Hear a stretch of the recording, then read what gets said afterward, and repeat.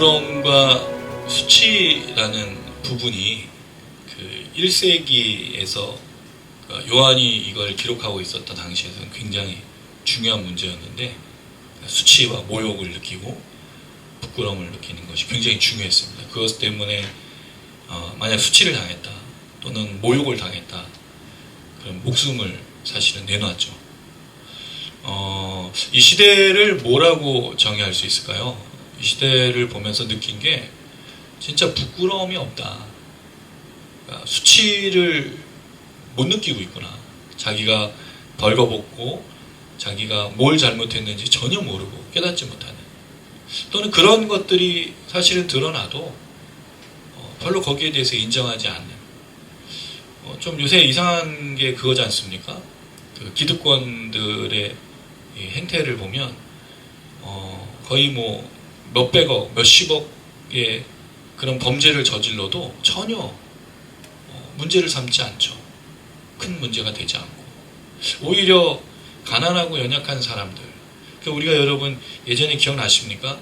어떤 판사가 800원, 그 버스 기사가 800원 해서 그 커피를 마신 거로 그 회사가에서 잘리고, 또 그 정확하게 그 형을 얼마나 받았는지 잘 모르겠는데 그랬던 거. 그러니까 이게 이 시대의 특징이라는 저는 생각합니다. 부끄러움과 수치를 모르는 시대. 뭐가 부끄러움인지 뭐가 수치를 모르는 시대이지 않나. 그게 또 신앙과도 사실 연결이 되어 있습니다. 우리가 최근에 요한계시록을 나누면서 많이 얘기했던 게 여러분 회개잖아요. 회개하지 않는 시대. 또 한편으로는 회개가 은혜라는 말씀 드렸고, 예배도 은혜라는 거. 근데 이게 여러분 연결되어 있어요. 회개를 누가 하죠? 부끄러움과 수치를 느끼는 사람이 회개하죠. 그러니까 부끄러움과 수치를 느끼지 않으면 절대로 회개하지 않습니다. 미안하다 사과하지 않죠. 그리고 그저 세상을 향한 원망과 불평들, 증오를. 그래서 어제도 그 자기가 이혼 소송에서 져서 지하철 5호선에 방화를 저지른 사람의 이유가 나왔는데, 그 부끄러운 거잖아요, 여러분. 왜 그것 때문에 사람들이 피해를 입어야 되는 거죠? 자기가 이혼 소송에 졌다고 애꿎은 사람들이 희생당하지 않습니까? 이게 바로 여러분 이 시대의 특징이고, 한편으로는 신앙의 특징이라는 생각이 듭니다. 부끄러움과 수치를 모르는 시대, 그러니까 회개가 없는 시대.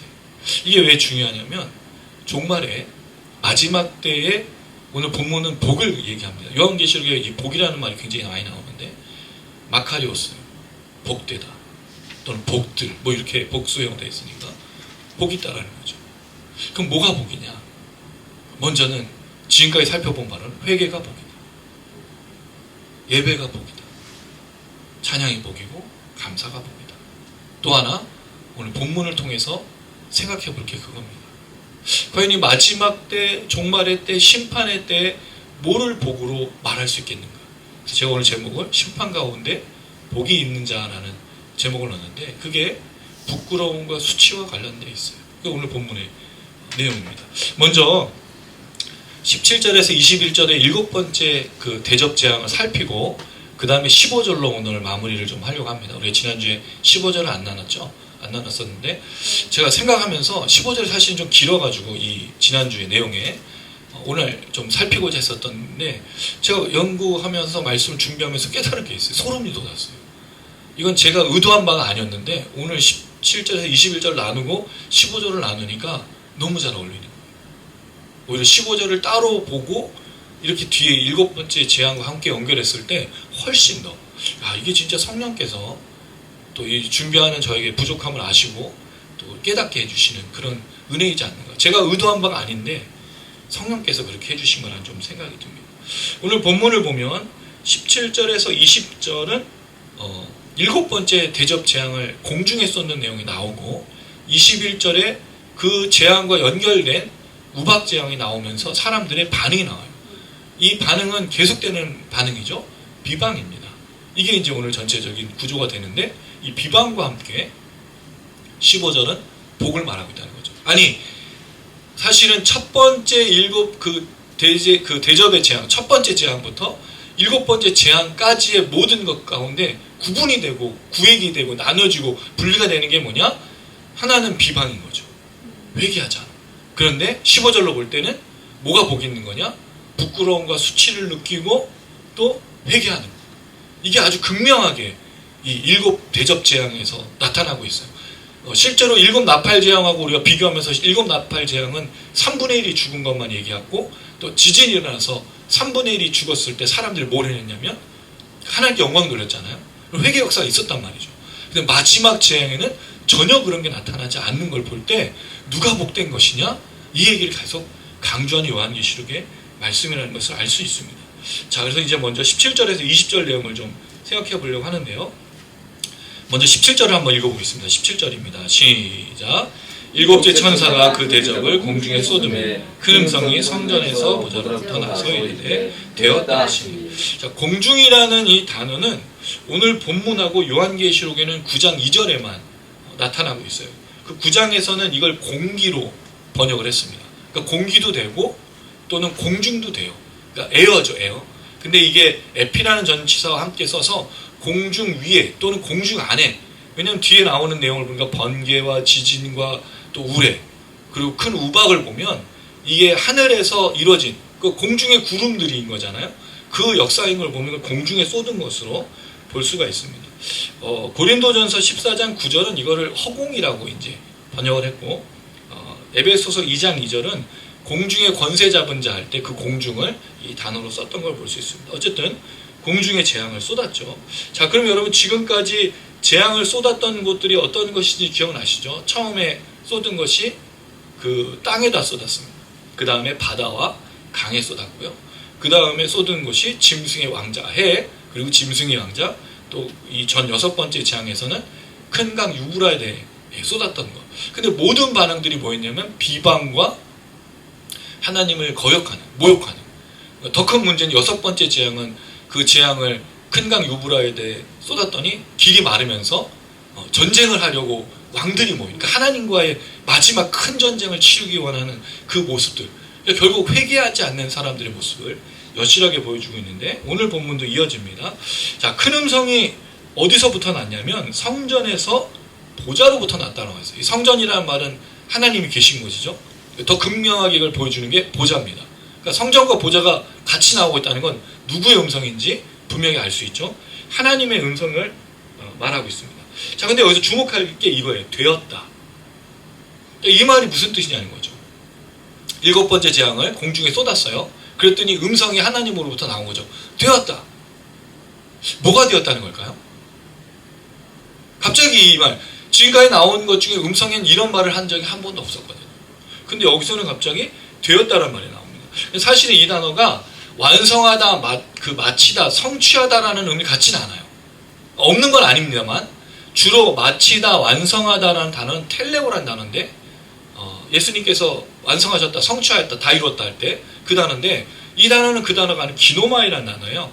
주로 뭐가 발생하다, 일어나다, 뭐 사건이 일어나다. 그 신약 성경에 보면 주로 뭐가 일어났다, 뭐 시작되었다, 발생하다, 또 있다, 또는 되다 이런 뜻을 하는 건데 그럼 뭐가 되었냐는 거죠. 우리가 지금까지 뭔가를 본 적이 없는데 뭐가 되었냐는 거죠. 또 완성하다, 성취하다는 의미를 쓸 거였으면 이 단어보다 아까 말했던 텔레오라는 단어를 썼으면 좋았을 건데 그래서 여러분 이 단어를 15장 1절로 한번 가볼게요. 15장 1절 한번 보겠습니다. 15장 1절 같이 읽겠습니다. 시작. 또 하늘에 크고 이상한 다른 이적을 보며 7 천사가 7 재앙을 가졌으니 곧 마지막 재앙이란 하나님의 징후가 이것으로 마치리로다.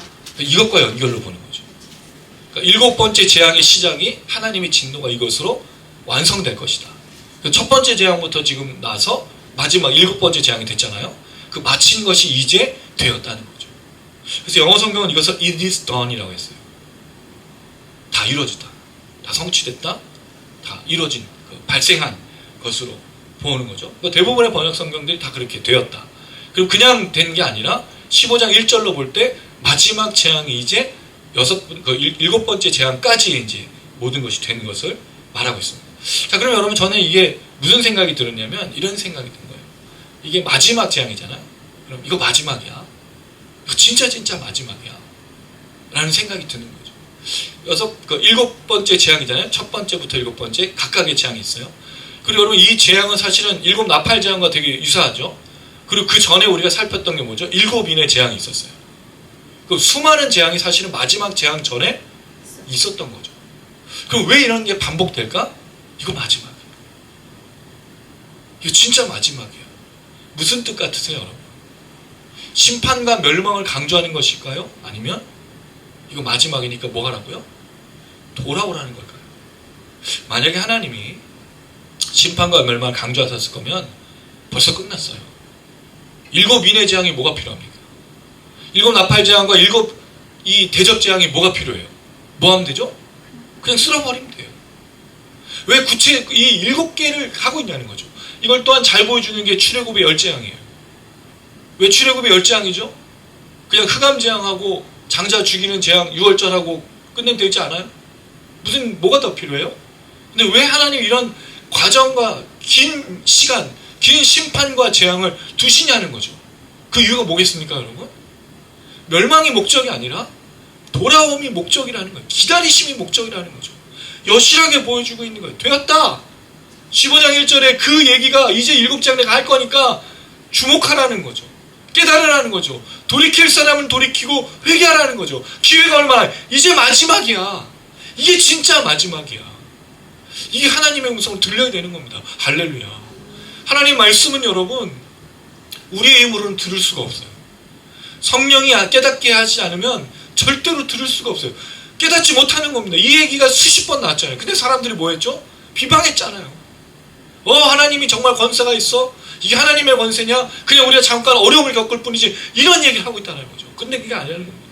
되었다. 돌아오라. 회개하라. 마지막 재앙이 지금 나타나고 있는 거죠.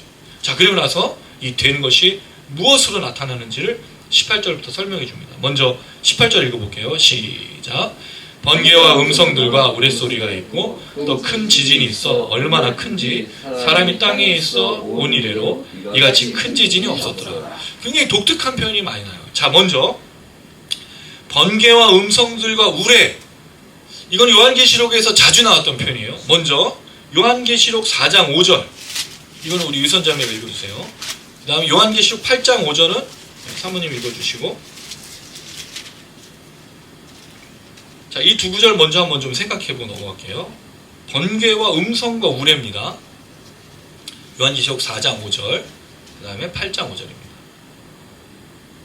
보좌로부터 번개와 음성과 우레소리가 나고 보좌 앞에 켠 등불 7이 있으니 이는 하나님의 7명이라. 자, 이걸 보면 하나님의 보좌를 설명할 때 나온 거잖아요. 그럼 이게 뭐였다 그랬죠? 출애굽의 하나님의 현현, 하나님 영광스러운 임재를 말할 때 뭐가 등장하죠? 번개, 음성들, 우레, 구름도 나타나기도 하고 다양한 표현이죠. 자, 8장 5절을 읽어주세요. 천사가 향로를 가지고 제단에 불을 담아다가 땅에 쏟음에 우레와 음성과 번개와 지진이 나더라. 자, 여기서 달라진 게 뭐가 있어요? 번개, 우레, 음성들과 지진이 포함됐잖아요. 자, 그럼 번개, 음성, 우레는 뭐죠? 하나님의 임재, 현현. 근데 뭐가 심판이에요? 지진이. 그래서 8장 5절에 성도들의 기도가 제단 위에 올려졌다가 땅에 쏟을 때 나타난 거예요. 그러니까 하나님의 임재와 함께 뭐가 나타나는 거죠? 심판이. 자, 오늘 본문에 뭐가 나타나요? 그래서 큰 지진이. 그럼 이건 심판이라는 거죠. 자, 그 다음에 이것과 연결해서 11장 19절은 우리 주아가 한번 읽어주세요. 11장 19절입니다. 이에 하늘에 있는 하나님의 성전이 있는 성전 안에 하나님의 은혜 보였거니와 또 번개와 음성과 우레와 지진과 큰 우박이. 자, 여기 뭐가 늘었어요? 우박이야. 그러니까 요한복음 이런 식이에요. 반복하면서 강조하죠. 강화하죠. 처음에는 뭐만 있었어요? 하나님의 임재만. 근데 심판이 포함되니까 지진이 나죠. 그 다음에 11장이 그 두 증인 사건이잖아요. 이 두 증인의 사건을 통해서 하나님께서 두 증인을 부활해서 하나님의 보좌에 앉히신 다음에 뭐가 보이기 시작한 거죠? 언약궤와 하나님의 성전이 보이는데 번개와 우레와 음성과 지진과 큰 우박. 이제 뭐가 일어나는 거죠? 심판이. 근데 그게 7번째 나팔 재앙에서 나타났던 거예요. 근데 7번째 나팔 재앙이 실제로 사용된 건 7번째 대접 재앙이라는 거지. 이게 여러분 계속 강화되면서 아주 촘촘하게 짜여서 요한계시록이 이어져 오고 있는 거예요. 그래서 이런 걸 추적하면 너무너무 재밌습니다. 하나님의 말씀이 이렇게 서로 연결되는 거예요. 자, 그럴 때 오늘 큰 지진과 함께 뭐가 나타나죠? 큰 우박이. 이게 바로 하나님의 역사라는 것을 지금 보여주고 있는 거죠. 지진과 우박은 사실은 따로 볼 게 아니고 붙여서 보는 게 좋겠다는 거죠. 특별히 일곱 나팔 재앙은 이렇게 붙여서 이야기를 하고 있는 것을 볼 수가 있습니다. 자, 그럴 때 여기 나오는 이 큰 지진이라는 설명을 좀 볼 필요가 있어요. 큰 지진이 있었는데 이 지진에 대해서 뭐라고 첫 번째 설명하고 있냐면 얼마나 큰지. 이 얼마나 큰지라는 단어가 그 먼저 첫 번째로 나타나고 있는데요. 이 단어가 요한계시록에는 한 번만 나타났어요. 얼마나 큰지라는 이 단어가 신약 성경에는 4번 나타나고 있는데 본문 포함해서 다 크다라고만 되어 있는데 어쨌든 얼마나 큰지. 자, 그 다음에 이같이 크니 한 번 또 나와. 이건 다른 단어입니다. 그러니까 이와 같이라는 그 후토스라고 하는 그 지시대명사를 쓰고 거기에서 메가스라는 큰 해서 이와 같이 큰이라는 그런 말을 쓰고 있는 거죠. 그러니까 얼마나 큰지와 이와 같이 큰지가 2번 반복된 거예요. 그러니까 정말 큰 지진이야. 자, 그걸 또 어떻게 설명하고 있어요? 사람이 땅에 있어 온 이래로. 이게 무슨 말이죠? 유사 이래로. 역사가 시작한 이래로잖아요. 사람이 땅에 존재한 이래로 이런 큰 지진은 없었다는 거죠. 그럼 이 지진은 정말 너무나 무섭고 큰 지진이라는 것을 알 수가 있습니다. 자, 그래서 그 지진이 어떤 크기냐? 그 다음에 19절에서 보여주고 있습니다. 19절 한번 읽어볼게요. 시작. 큰 성이 세 갈래로 갈라지고 만국의 성들도 무너지니 큰 성 바벨론 하나님 앞에 기억하신 바 되어 진노의 포도주 잔을 받으며. 자, 큰 성은 뒤에 보니까 바벨론을 말하고 있는 것을 알 수 있습니다. 자, 큰 성이 어떻게 됐습니까? 세 갈래로. 자, 세 갈래가 무슨 뜻이에요? 그러니까 이게 갈래라는 말을 쓰니까 좀 어려운데 이 단어의 의미는 메로스라는데 부분, 목 또는 조각 이런 뜻으로 볼 수 있어요. 다른 본문에서 요한계시록 20장 6절에는 이 단어가 첫째 부활에 참여하는으로 되어 있어요. 그 다음에 요한계시록 22장 19절에는 거룩한 성에 참여하다는 뜻이거든요. 근데 참여하다는 말을 다른 말로 바꾸면 몫이잖아요. 그쵸? 내 목, 그 거룩한 성에 내 몫이라는 뜻이죠. 그럼 이것은 큰 성 바벨론이 세 부분, 세 조각으로 나눠지는 거죠. 그럼 성이 세 조각으로 나눠지는 게 얼마나 큰 지진이겠습니까? 상상을 해보세요. 큰 성 바벨론이라는 게 그 당시에 강력한 군대였잖아요. 이거 정말로 큰 그 성이 무너진 건데 세 갈래로 세 조각으로 무너졌다는 거죠. 자, 그러니까 그러면 어떤 일이 일어납니까? 만국의 성들도 무너져. 이 만국이라는 말은 에트노스라는 단어인데 그 나라 또는 그 이방인들이라는 뜻이에요. 큰 성 바벨론이 무너지니까 작은 성들은 어떻게 됩니까, 여러분? 당연히 무너질 수밖에 없죠. 이 성이 세 조각으로 나눠서 갈라지는데 다른 성이 안 무너지고 배길 수가 있겠냐는 거예요. 그러니까 20절에 어떤 일이 벌어지죠? 섬이 없어지고 산악도 간데 없더라. 사실 산악은 아니고요. 산들입니다. 산들. 그러니까 섬도 사라지고 산도 사라지는 거예요. 여러분 생각해 보세요. 지금 땅이 흔들렸어요. 바벨론 성이 세 조각으로 나눠질 정도면 다른 작은 성들은 다 무너졌다는 거고, 그럼 온 세계에 지금 지진이 일어나서 지금 무너지고 있는 형국일 때 섬도 사라지고 산들도 사라지는 그런 형상이 되었다는 거죠. 이게 지금 그 재앙의 모습이라는 거예요. 자, 그리고 나서 재앙의 이유가 등장합니다. 큰 성 바벨론이 하나님 앞에 기억하신 바 돼요. 이게 무슨 뜻일까요, 여러분? 큰 성 바벨론이 하나님 앞에 기억하신 바 돼요. 이 하나님 앞에라는 말을 이렇게 좀 봅시다. 하나님 눈에요. 그러니까 하나님의 눈을 벗어날 수 없는 거죠. 누가? 큰 성 바벨론이. 여러분 이거 기억난 적이 있으세요? 이게 무슨 말을 했는지 기억나십니까? 14장 8절. 우리 구간사님 한번 읽어주십시오. 14장 8절. 또 다른 천사 곧 둘째가 그 뒤를 따라 말하되 무너졌도다 큰 성 바벨론이여 모든 나라에게 그의 음행으로 말미암아 진노의 포도주를 먹이던 자로다 하더라. 여기 보니까 큰 성 바벨론이 왜 하나님 앞에 그 눈에 놓치지 않고 기억한 바가 됐죠? 음행의 포도주를 모든 나라에게 먹였기 때문입니다. 그러니까 그게 뭐가 됐냐면 14장 10절에 보니까 진노의 포도주를 마시게 된 것으로 바뀌었죠. 그럼 결국 큰 성 바벨론이 하나님이 기억하신 바 되었다는 게 무슨 뜻이에요? 그의 음행으로 말미암아 하나님이 진노의 포도주를 큰 성 바벨론에게 마시게 하겠다. 그래서 여러분 나타났던 게 뭐였죠? 그 5번째 천사와 인자 같은 신이가 낫을 휘둘러서 곡식을 취수했죠. 또 하나는 포도즙 틀에다가 사람을 넣어서 짓밟아가지고 그 피가 그 잔혹한 장면을 우리가 기억할 겁니다. 그 얘기를 지금 하고 있는데 7번째 재앙도 뭐를 지금 하고 있냐면 큰 성 바벨론을 그렇게 하나님께서 기억하시는 거죠. 여러분 이걸 우리가 주목해야 될 필요가 있습니다. 하나님은요 죄악을 기억하세요. 하나님 죄를 잊으신 적이 없어요. 출애굽기 34장 7절 말씀입니다. 우리 유선이 한번 읽어주실래요? 출애굽기 34장 7절 말씀.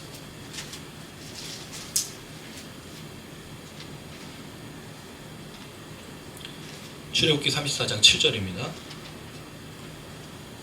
인자를 천대까지 베풀며 악과 가치와 죄를 용서하리라. 그러나 벌을 면제하지는 아니하고 아버지의 악행을 자손 3, 4대까지 보응하리라. 하나님은 죄를 기억하십니다. 잊지 않으세요. 아버지의 죄를 누가요? 3, 4대가 그래서 이게 각에 흐른 저주라는 말이 자꾸 나오는 건데 각에 흐른 저주는 아니에요. 3, 4대까지 하나님 보응하셔요. 왜? 죄는 악은 그 자손들을 통해서 이어졌기 때문이죠. 그게 아버지의 죄가 이어진 게 아니라 아버지가 했던 걸 그 아들이 했기 때문인 거예요. 이걸 잘 알 수 있는 구절이 뭐냐? 에스겔서 18장 20절입니다. 이거는 우리 사모님 읽어주세요. 에스겔서 18장 20절. 네, 영상을 시청하시는 분들도 꼭 같이 함께 찾으셔서 봐주시면 좋겠습니다. 에스겔서 18장 20절. 범죄하는 그 영혼은 죽을지라. 아들은 아버지의 죄악을 담당하지 아니할 것이요 아버지는 아들의 죄악을 담당하지 아니하리니 의인의 공의로 자기에게로 돌아가고 악인의 악도 자기에게로 돌아가리라. 하나님은 죄를 심판하시고 죄를 기억하시고 잊지 않으시는데 아버지의 악행이 그 아들에게 3, 4돈의 그 세대에 저주하신다는 말은 아들도 똑같이 아버지처럼 그 악을 행했기 때문인 거예요.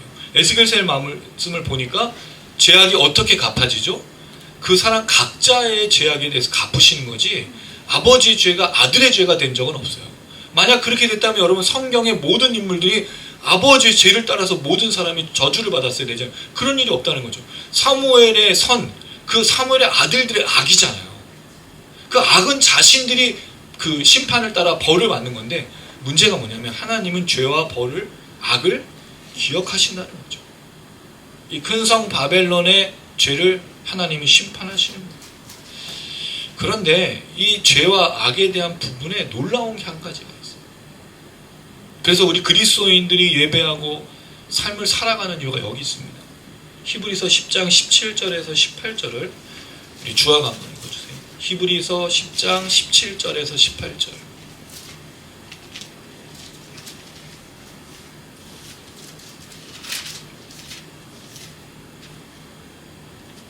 히브리서 10장 17절에서 18절. 또 그들의 죄와 그들의 불법을 내가 다시 기억하지 아니하리라 하셨으니 그것들을 사하셨은즉 다시 죄를 위하여 제사도 하셨느니라. 예수의 죽임당하신 그 어린이 십자가의 그 죽으심이 그를 믿는 자들을 통해서 그를 믿는 자들에게 이렇게 역사하시는 거죠. 다시는 뭐 하지 않는다고요? 다시는 뭐 한다고요? 기억하지 않는다. 다시는 그 죄를 그 형벌과 저주를 기억하지 않는다. 누구 때문에? 예수 그리스도. 이게 이스라엘의 제사잖아요. 이스라엘은 속죄 제사 또 그 죄를 지을 때마다 드리는 제사들이 있었어요. 염소가 죽고 소가 죽었죠. 또 그 장면이 얼마나 잔혹했냐면 죽여서 각을 떴어요. 조각을 낸 거죠. 내장을 끄집어내고 그러면 짐승들이 소리를 지르잖아요. 그리고 그거를 끄집어낸 내장을 또 태워. 그럼 냄새가 얼마나 역겹겠어요. 그걸 제사장이 할 때 남자들 이스라엘들 그 안에 성벽 밖에서 보는 거죠. 사람들 소리를 듣고 그 냄새가 역겨운 걸 보면서 타는 냄새를 맡으면서 무슨 생각을 하는 거죠? 내가 죽는 경험을 하는 거예요. 이게 이스라엘 백성의 제사였죠. 근데 문제가 뭡니까? 죄를 지을 때마다 이 속죄제를 드려야 되는 거예요. 그걸로는 죄가 완전히 사해지지 않으니 예수께서 오셔서 대신하여 죽으심으로 무슨 뜻이에요? 예수님의 죽으심이 다시는 죄를 기억하지 않는 하나님의 역사로 나타나는 거예요. 그래서 우리를 향해서 하나님이 죄를 기억하지 않으신다는 거죠. 근데 여러분 뭐가 문제냐? 죄를 기억하시지 않으시지만 뭐를 하지 않으면 안 되는 거예요?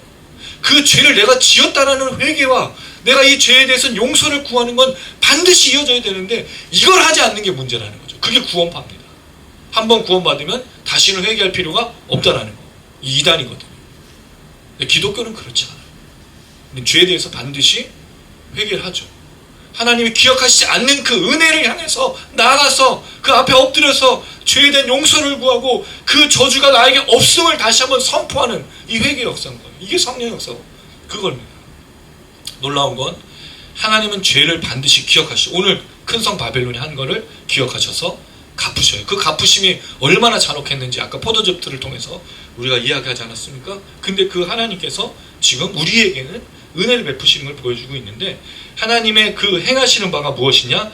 맹렬한 진노의 포도주잔을 받음에 이 큰 성 바벨론이 준 거죠. 그 큰 성 바벨론에게.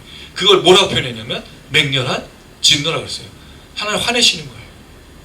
하나님 죄에 대해서 화내십니다. 하나님 악에 대해서 분노하셔요. 죄 짓고 가만히 있을 수가 없는 거예요.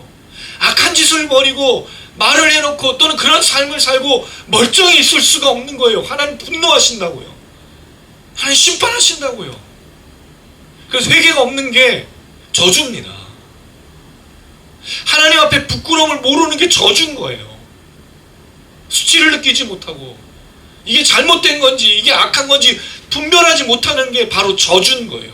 그게 미혹이지 않습니까? 그게 중상모략이지 않습니까? 근데 여러분 기독교가 그렇게 됐어요. 우리가 기독교로 살아갈 때 이 모든 것 안에서 변질되기 시작한 게 뭐예요? 죄에 대한 문제입니다. 회개에 대한 문제입니다. 지금 많이 이 모든 것들이 무너지기 시작한 거예요. 회개하지 않아요. 예배하지 않아요. 감사하지 않아요. 찬양하지 않아요. 하나님을 향해서 부끄럽지도 않아요. 목사들이 악을 저지르고 더럽게 하고 또 입술로 죄 범죄하는데도 하나님 앞에 부끄러움을 모르고 있다고요. 이게 얼마나 심각한 그게 큰 성 바벨론에 반드시 되갚으시는 하나님으로 나타난다는 거죠. 그랬을 때 맹렬한 진노라는 사실 여러분 기억하세요. 하나님은 죄에 대해서 악에 대해서 맹렬히 분노하십니다. 그리고 반드시 진노의 포도주를 마시게 하신다라는 거예요. 자, 그럴 때 각 섬도 없어지고 산악도 간데 없더라라는 말이 나와요. 근데 여러분 사실 이게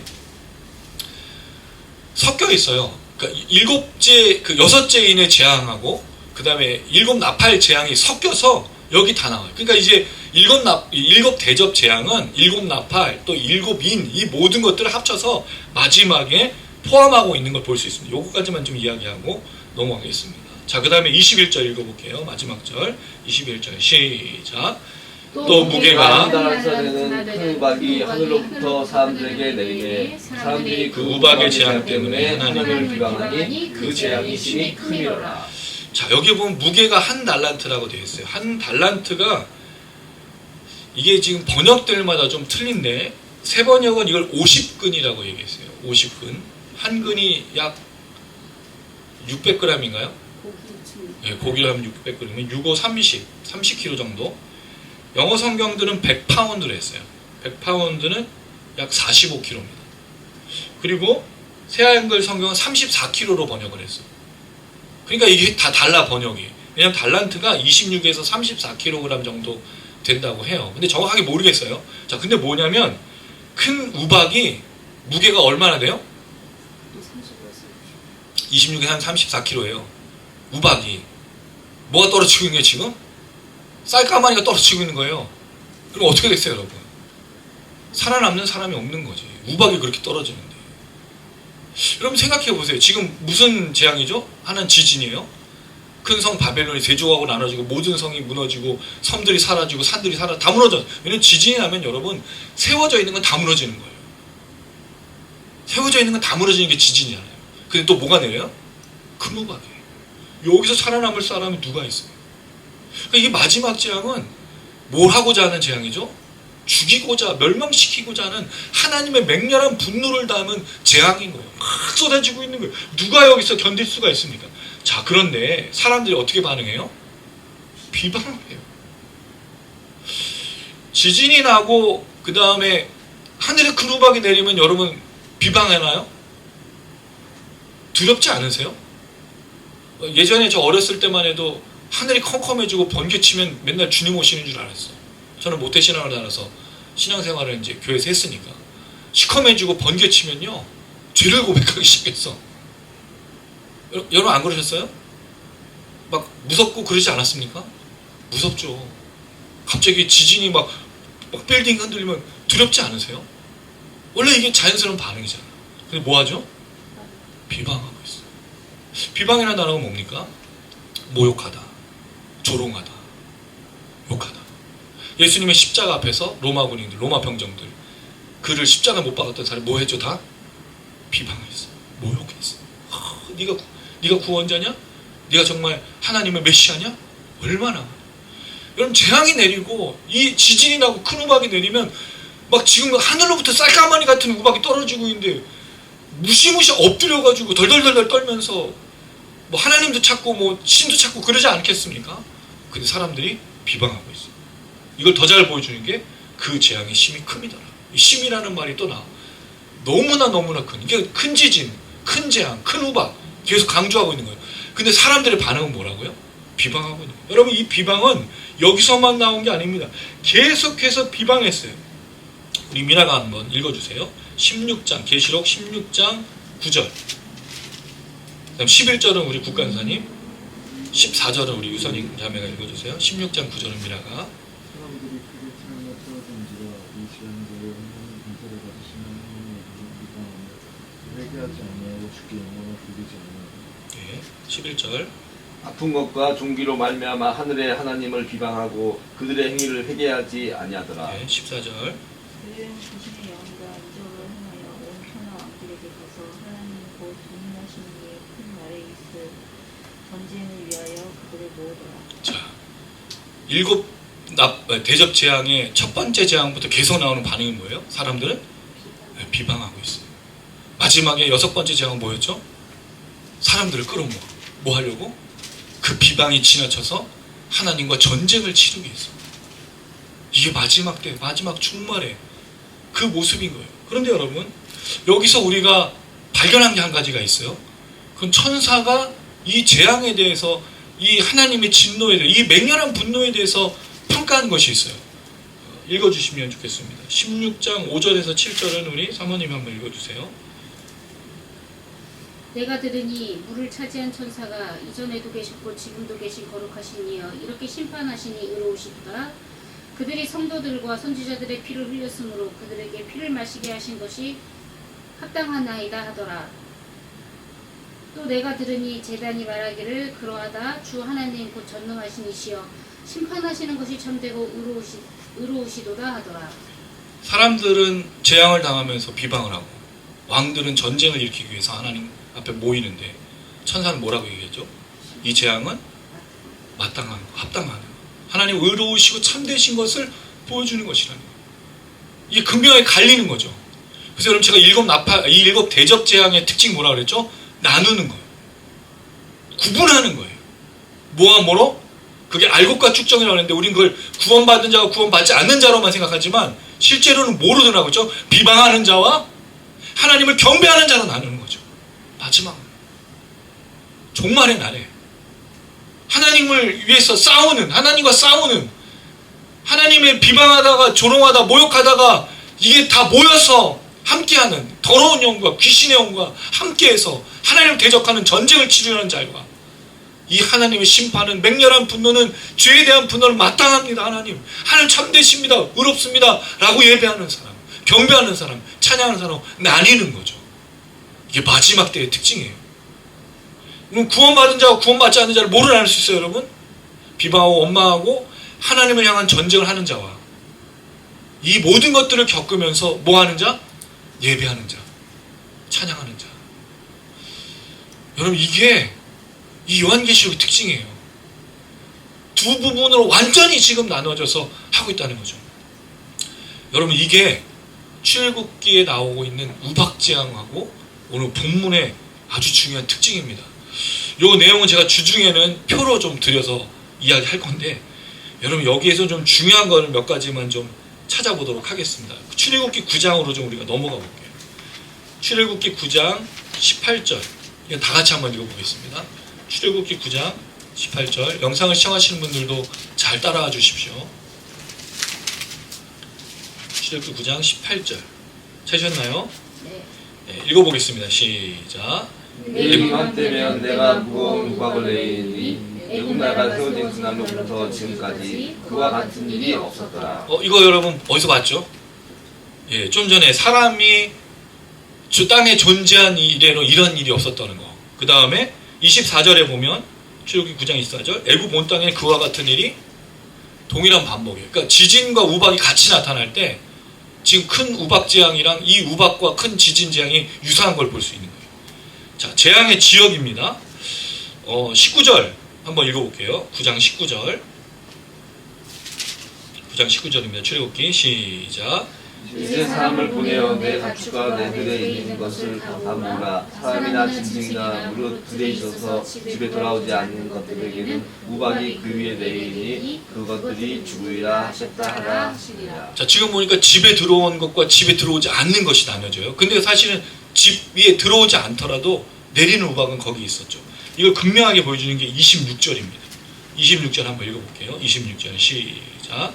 우박이 9장 26절입니다. 시작. 이스라엘 자손들이 있는 그곳 고센 땅에는 우박이 없었더라. 자, 이게 여러분 일곱 대접의 재앙의 특징이라고 했죠. 누가 심판받아요? 누가 이 멸망을 당해요? 우리가 16장 여러분 2절 짐승의 표를 받은 사람들 우상에 경배하는 자. 고센 땅에는 이스라엘 백성들이 있었을 때 여기 내리지 않았던 이 우박, 지금은 이 사람들에게 내린 큰 성 바벨론, 짐승을 따르고 우상에 경배하는 자. 이게 지금 동일하게 나타나고 있는 걸 볼 수 있습니다. 그런데 사실 이 고센 땅에 우박이나 또 재앙이 내리지 않는 게 사실 이 재앙부터가 아니에요. 넷째 재앙인 파리 재앙부터 나와요. 근데 파리 재앙은 오늘 일곱 대접 나팔 재앙에는 없으니까. 근데 그 구분되어져 나타나는 것 중에 종기가 있습니다. 악성 종기. 그게 일곱 대접 재앙에서는 첫 번째였죠. 그래서 여러분 이 요한계시록 일곱 대접 재앙이 출애굽기를 인용하고 있다는 걸 너무 알 수 있어. 16장 2절에 보면 고센 땅에 내리지 않는 것처럼 그 심판받을 사람이 내리는 이 종기의 재앙이 유사하게 나타나는 첫 번째야. 그리고 그 유사하게 나타난 재앙의 마지막이 우박 재앙인 거예요. 원래 뭐 흑암 재앙, 그 다음에 이제 장자 재앙인데 그건 여기 없으니까. 그걸 따졌을 때 그 첫 번째, 이스라엘 사람에게 내리지 않는, 그리고 애굽 사람에게만 내리는 그 재앙의 첫 번째가 악한 종기였고, 그 다음에 마지막이 우박 재앙이라는 것으로 출애굽기를 그대로 갖고 오고 있다는 거죠. 그래서 이 우박 재앙이 마지막인 거예요. 누구에게 내리지 않는? 하나님의 백성에게 내리지 않는. 철저히 구분하고 있어요. 그러나 짐승의 표를 가지고 짐승에 경배하는 자에게는 이 우박 재앙이 마지막 재앙으로 내리고 있다는 거죠. 어떤 학자는 이게 하나님의 신현을 나타내는 것이다. 제가 좋아하는 그레고리 빌 교수님은 뭐라고 그랬냐면 이게 여호수아 10장에 나오는 걸 볼 때 가나안 정복을 앞두고 있는 것이기 때문에 이게 우박 재앙이 마지막이라고 보는데 저는 구분하는 재앙의 마지막으로 보고 싶은 거예요. 왜? 일곱 대접 재앙은 구분과 나눔과 이 분리가 중요한 목적이기 때문에. 그래서 이 우박 재앙이 마지막에 있는 것은 아닐까요? 자, 그 다음에 여기에 또 뭐가 나타나고 있냐면 29절 한번 보세요. 29절. 9장 29절. 9장 29절. 읽어주세요. 시작. 9장 29절입니다. 9장 29절. 출애굽기. 시작. 모세가 그에게 이르되 내가 성에서 나가서 곧 내 손을 여호와를 향하여 펴리니 그리하면 우레소리가 그치고 우박이 다시 있지 아니할지라. 자, 우레소리가 나오고 우박이 나오죠. 그러니까 큰 지진, 번개, 우레가 계속 출애굽기 9장이 지금 반복되고 있다는 걸 알 수 있어요. 자, 여기에 이제 또 하나 34절. 34절 읽어주세요. 시작. 바로가 비와 우박과 우레소리가 그친 것을 보고 다시 범죄하여 마음을 완악하게 하니 그와 그의 신녀가 똑같더라. 뭐 하고 있죠? 비방하고 있어요. 출애굽기의 그 모든 재앙이 그대로 바로가 그 신하도 밑에 보면 신하도 똑같더라. 그 다음에 35절 바로가 마음이 완악하여 비방하는 거예요. 누가? 버림받은 자들, 구원 없는 자들. 그래서 여러분 회개가 없는 게 정말 무섭다는 거예요. 저는 언제? 종말의 때 예배가 사라지는 건 무서운 거예요. 사실 여러분 코로나 시기를 지나면서 교회 예배가 좀 많이 어려워졌지 않습니까? 영상으로 예배드리는 것도 있고. 근데 그게 나쁜 건 아닌 거예요. 근데 뭐가 없어지기 시작했냐면 모이는 거, 나눔. 진정한 공동체로 걸어가는 일이 없어지기 시작했어요. 그럼 교회는요 무너질 수밖에 없어요. 교회의 진정한 목적이 뭐죠? 모이는 거잖아요. 나눔이잖아요. 그걸 통해서 세상을 향해서 흩어지는 거잖아요. 근데 이런 것들이 무너지다 보니 교회로서의 역할을 감당해요. 특별히 작은 교회, 우리 같은 미자립 교회, 개척교회는요 더 힘들어. 더 모이기 어려워. 대형 교회는 그래도 그나마 사람들이 몇천 명, 몇만 명 있다가 줄어든 거니까, 물론 그들도 심각하게 느끼겠지만 그래도 모이는 사람들이 있잖아요. 근데 우리 같은 경우는 더 쉽지 않다는 거죠. 이게 앞으로 교회의 진짜 모습인 거예요. 가난한 성도들, 또 새로운 사람들을 향해서 가는 게 아니라 이제 교회가 성도들이 옮겨 다니는 시대가 됐어요. 당연하죠. 그럼 여러분 시스템 좋고 뭐가 시설이 있는 대로 당연히 가지 않겠습니까? 저는 그걸 나쁘다고 보진 않아요. 근데 우리가 해야 될 게 뭐냐라는 거죠. 회개하지 않는 세대, 지금 그 고센 땅을 제외하고 재앙이 내리고 심판이 내리는데 가만히 있을 수 없잖아요, 여러분. 지금 죽어가는 자들을 보면서 야 잘됐다, 니들은 죽어라, 우린 구원받았으니까, 이게 아니잖아요, 여러분. 이 경고가 단순히 마지막이다라고 말하는 게 그 사람들에게 하는 걸 텐데, 우리가 듣고 있으면 뭐 하라는 거예요? 야 마지막 재앙이야, 종말이야, 돌아와야 돼. 당신 그렇게 살면 안 됩니다. 당신 그런 상태로 있으면 죽습니다. 하나님의 재앙을 피해서 이 땅으로 들어오십시오. 예수를 믿으십시오. 구원을 받으십시오. 교회가 더욱더 복음을 위해서 살아야 되는 거예요. 교회 안 나오고 신앙을 잃어버린 자들, 또 전혀 예수를 모르는 자들을 위해서 가야 될 그때가 된 거예요. 그래서 한국을 뭐로 부르냐면 선교지라고 부르는 겁니다. 한국은 지금 복음이 사라진 시대가 됐기 때문이에요. 교회가 있지만 그 교회도 결국 성도들이 옮겨 다니는 곳이 되었기 때문에 우리가 해야 될 게 뭐라고요? 그 사람들을 향해서 가야 되는 거예요. 예수를 모르고 구원을 모르고 생명을 모르는 사람들, 지금 심판받기에 그대로 되어져 있는 사람들을 향해서 나가야 되는 교회가 되어야 되는 거죠. 할렐루야. 이게 교회의 사명입니다. 이게 교회의 의미고 교회의 목적인 거죠. 자, 한 가지만 더 보고 15절 하고 마무리할게요. 27절, 9장 27절 한 번만 더 읽어봅니다. 9장 27절. 9장 27절. 출애굽기 9장 27절입니다. 네, 함께 읽겠습니다. 시작. 바로가 네, 찾는 다 같이요. 네, 9장 27절 시작. 바로가 사람을 보내어 모세와 아론을 불러 그들에게 이르되 이번은 내가 범죄하노라. 여호와는 의로우시고 나와 나의 백성은 악하노라. 여러분 이 얘기가 처음 나와요. 그럼 뒤에 재앙에는 이런 의롭다라는 말이 한 번도 등장하지 않아. 그냥 완악한 채로. 근데 여기 의롭다라는 말이 나오죠. 여러분 이게 회개와 심판과 멸망의 때 돌아오는 자들의 특징이에요. 하나님을 뭐로 인정한다고요? 의롭다고. 참되다. 그리고 이 멸망과 이 심판이 합당하다고 여긴다는 거죠. 그래야 회개하는 거죠. 그게 당연히 하나님의 역사고 손길이라고 깨닫고 있는 거예요. 이게 바로 그 모습인 겁니다. 그러니까 결국 우박재앙이 이 마지막 재앙인 이유, 그리고 여기에 왜 비방이 나타나느냐, 또 이 경배와 찬양이 중요한 거냐를 생각해 볼 수 있습니다. 그래서 우리가 15절을 마무리로 읽어야 되는 겁니다. 자, 15절로 한번 넘어가 보겠습니다. 우리 15절 같이 한번 읽겠습니다. 시작.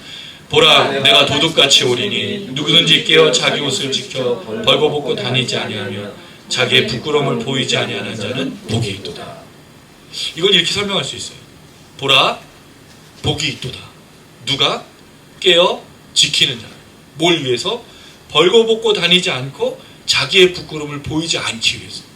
이렇게 문장을 해석할 수 있어요. 복됨이 나옵니다. 심판 가운데 뭐가 있어요? 복이 있어요. 재앙과 종말 가운데, 멸망 가운데 뭐가 있다고요? 복이 있어요. 그럼 복의 정의를 좀 한번 생각해 볼까요? 복의 정의를 많이 해봤죠.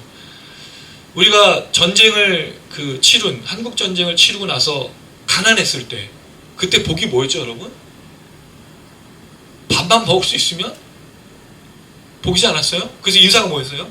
식사하셨습니까? 왜 그렇게 많이 물어봤어요, 우리가 인사할 때? 어르신 식사하셨어요? 얘들아 밥 먹었니? 그걸 왜 물어봤죠? 밥을 못 먹을 때였으니까. 그럼 그때는 뭐가 복이었어요? 밥 먹는 게 복이었어요. 그리고 우리나라 경제가 성장하기 시작했죠. 그 다음부터 사람들이 복을 뭐로 여겼죠? 조금 더 나은 삶을 사는 것을 복으로 여겼어요. 그러니까 복이 시대와 환경을 따라서 바뀐 거죠. 자, 그러다가 우리나라가 어느 정도의 좀 그 경제적인 성장을 위해서 정점을 좀 이룰 때가 있어요. 그때의 복은 뭡니까? 욜로, 웰빙. 이제 먹는 것도 그냥 먹는 게 아니라 가려 먹고 뭔가 자신의 삶을 추구하는 것들을 복으로 여겼어요. 근데 여기서 또 문제가 한번 생기죠. IMF, 그다음 코로나. 그때 여러분 복이 뭐였어요? 죽지 않는다고요. 건강하다면 그게 또 복이었잖아요. 그럼 이 마지막 때의 멸망의 때의 복이 뭐냐라는 거예요. 세상의 기준은 다 어디에 있죠? 의식주의에 있어요. 근데 여러분 그거는 뭐 시대와 환경에 따라서 바뀌는 거예요. 그럼 복이라고 부를 수가 없어. 그럼 진짜 복이 뭐냐는 거죠. 오늘 본문을 그래서 우리가 기억할 필요가 있어요. 특별히 심판의 때, 마지막 때, 종말의 때 그 복이 뭐냐? 여러분 이렇게 얘기합니다. 오늘 본문 말씀을 보면 잠깐 구절을 보면 앞선 내용 14절이 전쟁하기 위해서 왕들이 모이죠. 그 다음에 16절에 모인 장소 이름이 아마겟돈이었어요. 그럼 여러분 이 단어, 이 15절이 단지 도둑같이 오신 예수님만 말하는 거로 아는 게 아니라 뭐처럼 들리냐면 전쟁과 연관해서 생각해 봐야 될 필요가 있는 거예요. 왜? 전쟁과 관련된 문맥 속에 이게 들어가 있잖아요. 그럼 이 내용을 전쟁과 관련해서 생각해 볼 필요가 있다는 거죠. 대신에 예수님께서 도둑처럼 오신다는 말을 썼어. 근데 여러분 요한은 요한복음에서 이런 말을 쓴 적이 한 번도 없어요. 마테마가 누가는 도둑처럼 오시는 예수님을 말했지만 요한은 요한복음에서 한 번도 도둑처럼 오신다는 예수님을 말한 적이 없어. 근데 요한계시록에 이 단어를 썼죠. 그리고 여러분 그게 사대교회에 말하는 일깨워서라는 건데 이거는 또 주중에 드리도록 하겠습니다. 중요한 건 예수님이 도둑같이 온다라는 거예요. 자, 도둑같이 오는 것에 대해서 뭐를 하라고 했습니까? 첫 번째 깨어있으라고 했습니다. 깨어가 뭐죠 여러분? 정신 차리라는 거예요. 왜? 예수님 언제 오니까? 도둑처럼 오니까. 자, 그래서 여러분 이거를 이렇게 볼 수 있습니다. 전쟁과 관련해서 예수님이 도둑처럼 오는 것을 정리해 봅시다. 자, 전쟁을 준비하는 사람들은 어떻게 해야 돼요? 몇 가지 성경 구절이 있는데 느헤미야서 4장 9절에 보면 그들로 말미암아 파수꾼을 두어 주야로 방비하는데, 파수꾼을 두는 이유가 뭐죠? 전쟁에서 방비하기 위해서잖아요. 우리 이제 미나는 군대 생활, 우리 국가생활 저도 그렇고 군 생활할 때 항상 밤에 하는 게 뭐예요? 불침번이야. 왜 하죠? 전쟁에 대비하는 거잖아요. 5분 대기죠. 뭐 이런 거. 방비하는 거, 방비. 자, 그 다음에 시편 136편에 보면 아침을 기다려. 파수꾼이 왜 아침을 기다리죠? 아무 일이 없어야 아침이 오는 거니까. 그 전쟁에서는 항상 긴장하고 경계하기 때문인 거죠. 자, 그 다음에 141편, 시편 141편 3절에는 파수꾼을 세워 지켜달라고 말합니다. 파수꾼의 의미가 뭐예요? 지키고 긴장하고 보호하는 게 그 목적이죠. 에스겔서 33장 6절에 보면 파수꾼이 보고 오도 나팔을 불지 아니하여라고 되어 있어요. 파수꾼이 하는 역할이 뭐죠? 경계하는 사람이 나팔을 불어서 전쟁하든 누가 오든 얘기하는 경고 신호를 보내는 거잖아요. 그 얘기인 거예요. 자, 그러면 아마겟돈 전쟁을 준비하는 왕들의 전쟁 사이에 예수님께서 오신 것이 도둑 같다면 전쟁과 관련해서 뭐로 생각할 수 있겠냐? 똑같은 거죠. 파수꾼을 세워야 되는 거예요. 경계해야 되는 거예요. 언제 주님이 오실지 그 준비를 하고 있는 거죠. 그게 바로 오늘 본문의 내용에 깨어 있었던 겁니다. 불침번을 서는 거예요. 언제 오실지 모르니까 정신 차리고 있는 거죠. 자, 근데 여기서 이제 중요한 게 이 얘기입니다. 자기 옷을 지켜. 그럼 여러분 이 옷을 지킨다는 말이 무슨 뜻이겠습니까? 이걸 전쟁의 용어로 바꾸면 갑옷을 입고 5분 대기조처럼 언제든지 그 복장으로 잠을 자다가 뛰어나갈 수 있도록 준비하는 건 아니에요? 이 얘기를 하고 있다는 겁니다. 단지 도둑처럼 오시는, 도적같이 오시는, 언제 오실지 모르는 그 예수님만 말하는 게 아니라 옷을 입으라는 거예요. 무슨 옷을? 전신갑주, 군복을 착장해서 언제든지 입도록 그렇게 말하고 있는 그 전쟁의 용어로 우리가 이해할 수 있다는 거죠. 자, 그랬을 때 이렇게 말합니다. 벌거벗고 다니지 않도록. 그렇죠, 여러분. 자다가 전쟁이 일어났는데 만약에 아무 준비가 안 돼 있으면 무슨 상태로 나가요? 아무 옷도 없이 그냥 나갈 거예요. 속옷 차려고 나갈 거 아니에요. 전쟁 들고 싸워야 되긴 하니까. 그 얘기를 하고 있어요. 그래서 벌거벗지 않게, 벌거벗고 다니지 않게 라고 말합니다. 자, 그 다음 두 번째 이유는 자기의 부끄러움을 보이지 않는 것. 전쟁에서 군인의 가장 부끄러움이 뭐겠습니까? 아무 준비가 안 된 거예요. 적군이 쳐들어왔는데 아무 방비가 없어서 한 번도 싸우지 못하고 죽는 게 제일 부끄러운 거예요. 사실 전쟁이라는 게 뭡니까 여러분? 군사 대 군사의 힘과 싸움으로 지략과 여러 가지 걸 준비해서 이런 작전 이런 작전을 해서 준비해서 싸우는 게 전쟁이잖아요. 근데 그걸 한 번도 못해. 그러면 여러분 전쟁에서 지면 뭐를 당하죠? 모욕을 당하잖아요. 뭐가 돼요? 포로 잡혀가잖아. 부끄러움과 수치를 당하는 거예요. 사람들이 끌려가서 내가 한 번도 싸우지 못해서 감옥에 갇히고 모욕당하고 고문당하고 이 얘기를 하고 있는 거죠. 우리가 만약에 예수님께서 오시는 그 날을 준비하지 않는다면, 그렇게 구획으로 나눠서 그렇게 구분되어서 예배하고 기다리고 찬양하고 하나님의 영광을 누리지 않는다면 어떤 일이 벌어진다는 거예요? 부끄럽게 된다는 거예요. 수치를 당한다는 거예요. 이 마지막 때의 종말의 이야기라는 겁니다. 그게 무엇이겠습니까? 그리스도인들에게 단지 예배를 드리는 것만은 아닐 겁니다. 단지 찬양하고 단지 모여서 함께 하는 이런 시간만은 아닐 겁니다. 제가 늘 말씀드리지만 요한계시록에서 제일 중요한 부분이 뭐였죠 여러분? 순종이었어요. 의로운 삶을 사는 거였어요. 단지 예배드려서 모여서 찬양하는 것만이 아니라 하나님께서 오시는 그날을 바라보면서 의의 삶을 사는 것, 그게 여러분 받는 것 아니겠습니까? 이게 여러분 놀랍게도 라오디게아 교회 그 3장 17절에 나오는 옷을 입는 것과 연관돼요. 거기 이제 벌거벗다라고 나오거든요. 라오디게아 교회는 벌거벗은 교회는 아니에요. 왜냐면 부자 교회였습니다. 풍요로웠어요.